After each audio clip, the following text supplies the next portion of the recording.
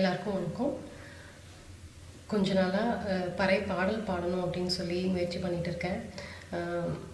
சினிமாவில் நான் ரொம்ப விரும்பி கேட்டு ரசித்த பாடல்களில் பறை அடிச்சுட்டு பாடணும் அப்படின்னு சொல்லிட்டு ஆரம்பித்தேன். அப்புறம் கொஞ்ச நாளாக நானே பாட்டு எழுதி பாடணும் அப்படின்னு சொல்லி முயற்சி பண்ணிகிட்ருக்கேன். பறை அந்த காலத்தில் நமக்கு எல்லாமே பறை தான். சந்தோஷம், துக்கம், எல்லா விதமான ஃபீலிங்ஸையும் நம்ம பறை அடித்து தான் எக்ஸ்ப்ரெஸ் பண்ணணும். பட் ஆனால் நம்ம சொசைட்டியில் இப்போது சாதி அப்படின்ற ஒரு விஷயத்தை இன்ஸ்ட்ருமெண்ட் மேலே போட்டு அப்புறம் அதை வாசிக்கிறவங்க மேலே போட்டு ரொம்ப தப்பான ஒரு விஷயத்தை க்ரியேட் பண்ணி வச்சுருக்காங்க. ஸோ அதை பிரேக் பண்ண வேண்டியது நம்மளுடைய கடமை. பறை இன்ஸ்ட்ருமெண்ட் எனக்கு ரொம்ப பிடிச்ச இன்ஸ்ட்ருமெண்ட்ஸில் ஒரு இன்ஸ்ட்ருமெண்ட். ஏன்னா எல்லா இன்ஸ்ட்ருமெண்ட்டையும் கையில் வச்சுட்டு வாசிச்சுட்டு பாடிட்டு ஆட முடியாது. ஆனால் ஒரு சில இன்ஸ்ட்ருமெண்ட்ஸ் தான் அதை செய்ய முடியும். அந்த மாதிரி வகையில் நம்மளோட பறை ஒரு அமேசிங் இன்ஸ்ட்ருமெண்ட். அதை கையில் வச்சுக்கிட்டு நீங்கள் தாளம் போட்டுட்டு பாடிட்டே ஆடலாம். ஸோ அதுக்கு உண்டான வேல்யூவை நம்ம கொடுத்தே ஆகணும். சாதி அப்படிங்கிற விஷயத்தை நம்ம உடைக்கணும். நம்ம எல்லாத்துக்கும் அந்த கடமை இருக்குது. நம்ம எல்லாருமே மனுஷங்க தான், அதுக்கு மேலே வேறு எதுவும் இல்லை.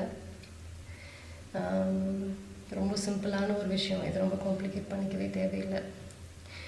பட்டு அது செய்யணும் அப்படின்னு சொன்னால் நம்ம எல்லோரும் பறையை மதிக்கணும், பறைய கலைஞர்களை மதிக்கணும். நம்மளுடைய பாரம்பரியத்தை திரும்ப எடுத்துகிட்டு வரணும்.